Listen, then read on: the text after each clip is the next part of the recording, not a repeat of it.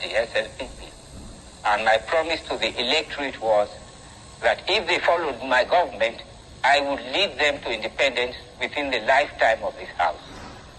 The life of the House will expire next year, about July, but I might spring a surprise and arrange for election earlier. All I would want to do is return to electorate. I've done the duty which I promised you. This is what I've done. Now, let us go now to the electorate, and you will decide what form of government you want. Today, we spoke to Dr. Ernest Eastman, a descendant of the emancipated slaves who had settled in Sierra Leone in 1787. We asked him about the early history of his country. The colony of Sierra Leone was founded by several waves of people of African origin. The first set were slaves in the cities of England who had been freed by the judgment of Lord Chief Justice Mansfield in 1772.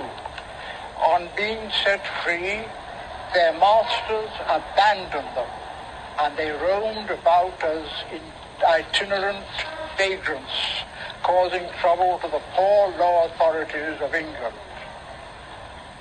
Granville Sharp and his friends, who afterwards were responsible for the abolition of the slave trade, 1807, the abolition of slavery, 1833, formed a society for the relief of poor blacks and collected all these former slaves now destitute in London.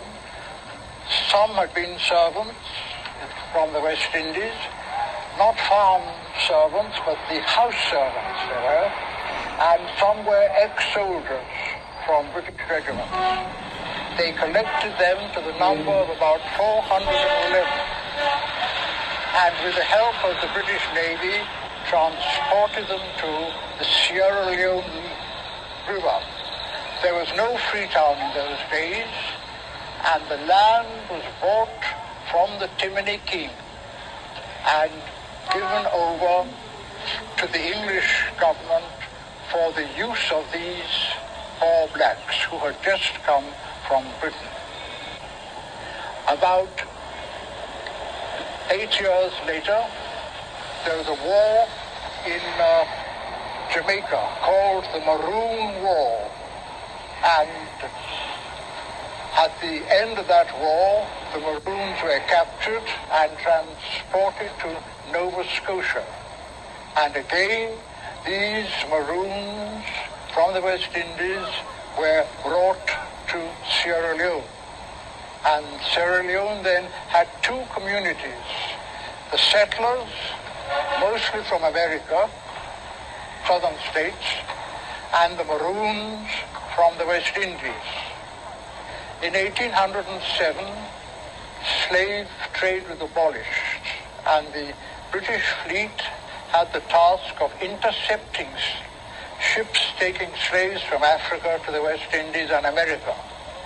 These slaves and ships were landed in Freetown and legally and formally set free, and the ships destroyed. The main link between the former protectorate of Sierra Leone and the former colony is a meandering railroad 300